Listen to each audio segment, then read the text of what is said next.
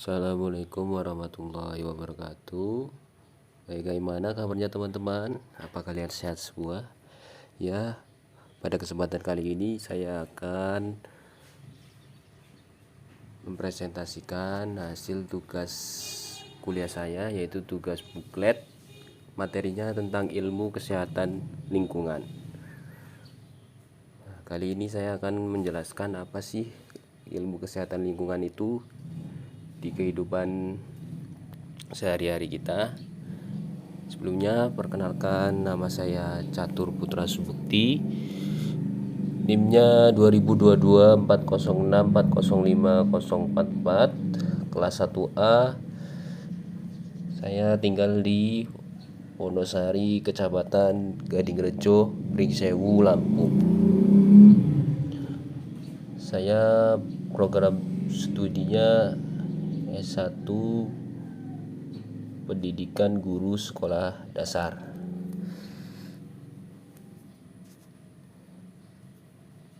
Tugas buat buklet ini dilakukan pada mata kuliah Pendidikan Kesehatan Jasmani, Rohani, dan Rekreasi. Dosen pengampu Endang Wahyuni. Saya kuliah di Universitas Muhammadiyah Pringsewu. Baiklah, marilah kita simak materi yang saya sampaikan. Kalau misalnya ada kurang dan lebihnya, mohon maaf ya, karena ini baru belajar juga. Kita mulai dari sekarang. Ilmu kesehatan lingkungan. Dasar keilmuan kesehatan lingkungan adalah mengidentifikasi, mengukur, menganalisis, menilai, memprediksi bahaya berbagai bencana di lingkungan dan melakukan pengendalian dengan tujuan mencegah dan melindungi kesehatan masyarakat dan ekosistem. Ilmu kesehatan lingkungan mempelajari interaksi dinamis berbagai pancanan atau agen lingkungan, fisik, radiasi, kimia, biologi, dan perilaku melalui wahana udara, air, limbah, makanan, dan minuman.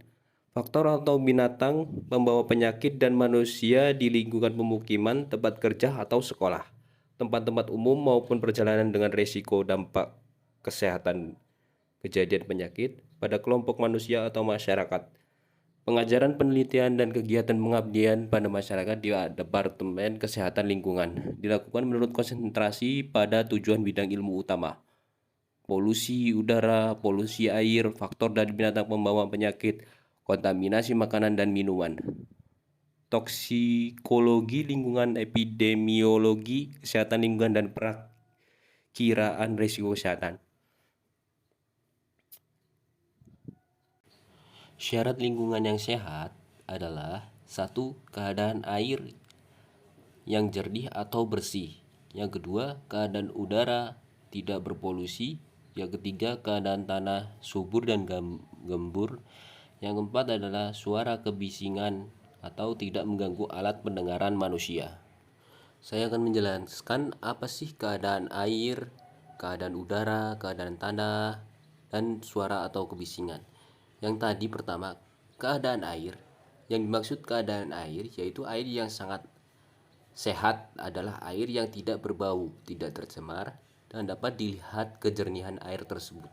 Yang kedua, keadaan udara. Udara yang sehat adalah udara yang di dalamnya terdapat yang diperlukan. Contohnya oksigen, dan di dalamnya tidak tercemar oleh zat-zat yang merusak tubuh. Contohnya zat CO2. Yang ketiga, keadaan tanah. Tanah yang sehat adalah tanah yang baik untuk penanaman suatu tumbuhan dan tidak tercemar oleh zat-zat logam berat. Contohnya tadi tanahnya bersifat gambur. Dan yang keempat, suara atau kebisingan, yaitu keadaan di mana suatu lingkungan yang kondisinya tidak bising yang dapat mengganggu aktivitas atau alat pendengaran manusia. Adapun pengertian lain dari kesehatan lingkungan adalah kesehatan yang sangat penting bagi kelancaran kehidupan di bumi, karena lingkungan adalah tempat di mana pribadi itu tinggal.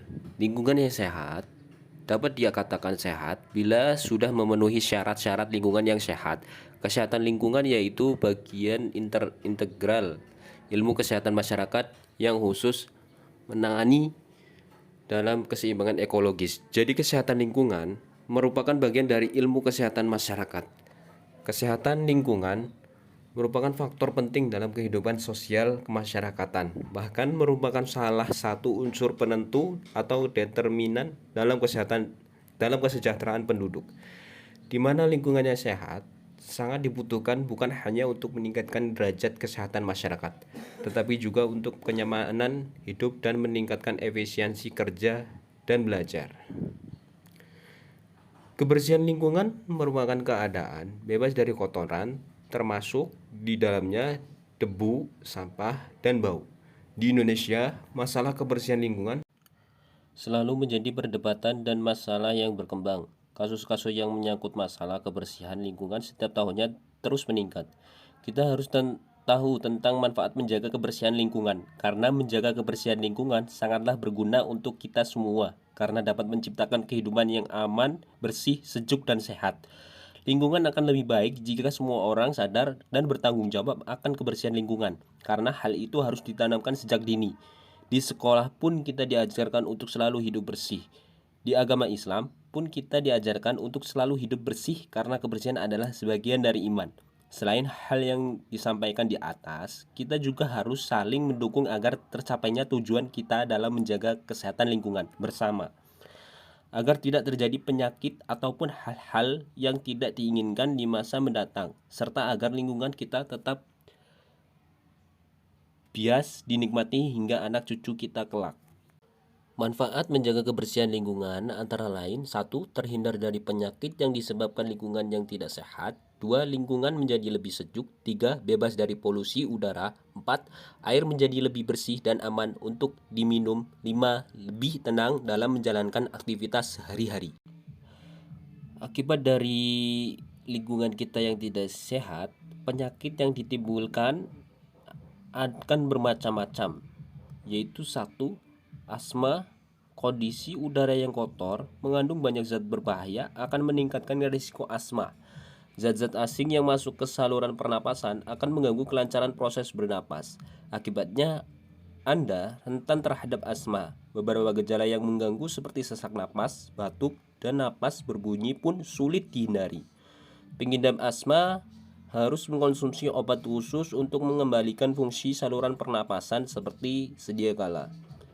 Yang kedua, kanker paru-paru. Beberapa zat penyebab polusi atau polutan yang terdapat di udara ternyata memiliki sifat pemicu kanker, dalam kurung karsinogenik. Bila zat tersebut menumpuk dalam paru-paru, kemungkinan besar sel paru-paru akan berkembang secara tidak normal. Sel-sel liar tersebut berpotensi menimbulkan kanker paru-paru di kemudian hari. Yang ketiga, gangguan kesehatan jantung. Bila udara yang Anda hirup didominasi oleh zat berbahaya, jantung harus bekerja ekstra keras untuk mengumpulkan oksigen bagi organ-organ tubuh lainnya. Jika hal itu terjadi terus-menerus, tentu saja kondisi kesehatan jantung rentan terganggu. Sejumlah penyakit serius seperti jantung koroner dan penyumbatan pembuluh darah pun tak dapat dihindari. Yang keempat, tipes. Penyakit tipes sering diremehkan dan disalahartikan sebagai rasa lelah biasa. Padahal penyakit tipes yang tidak ditangani secara serius bisa membahayakan keselamatan jiwa. Virus tipes akan melemahkan sistem pencernaan dan menurunkan daya tahan tubuh. Mengidap tipes harus istirahat total dan mengonsumsi makanan bergizi yang teksturnya sangat halus. Hal ini harus dilakukan supaya sistem pencernaan tidak terbebani dan proses pemulihan pun bisa berlangsung lebih cepat. 5. Penurunan fungsi hati dan ginjal. Penurunan fungsi hati dan ginjal bisa disebabkan oleh pencemaran tanah. Logam berat yang mengakibatkan pencemaran tanah sangat berbahaya bila masuk ke tubuh. Kontaminasi logam berat akan membuat organ hati dan ginjal bekerja keras saat menyaringnya. Agar tidak masuk ke dalam organ tubuh lainnya, organ hati dan ginjal yang bekerja ekstra keras akan lebih mudah rusak. Kondisi pengerasan hati atau sirosis dan gagal ginjal adalah gangguan kesehatan kronis yang bisa menyebabkan kematian. Yang keenam, diare.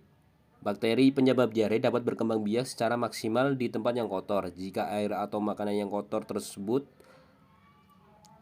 masuk ke tubuh Anda, maka bakteri yang ada di dalamnya akan menyebabkan diare. Mencuci tangan dengan benar dan menyantap makanan higienis adalah cara mudah yang patut Anda lakukan agar terhindar dari diare. Jadikan pola makan sehat dan mencuci tangan sebagai bagian dari kebiasaan Anda mulai hari ini. Yang ketujuh, hepatitis A. Selain diare, virus hepatitis A juga menular melalui air yang kotor. Virus ini akan mengganggu fungsi hati untuk menyaring racun. Infeksi virus hepatitis A rentan menyebabkan tingginya kadar bilirubin dalam darah, rasa mual, demam, dan hilangnya nafsu makan.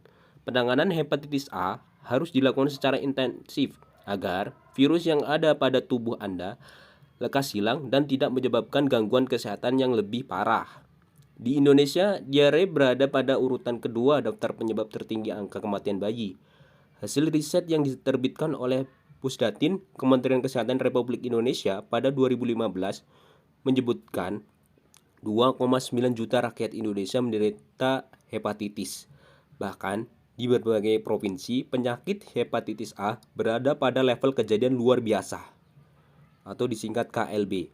Artinya, perlu diwaspadai jika ditelaah, diare dan hepatitis A memiliki satu persamaan.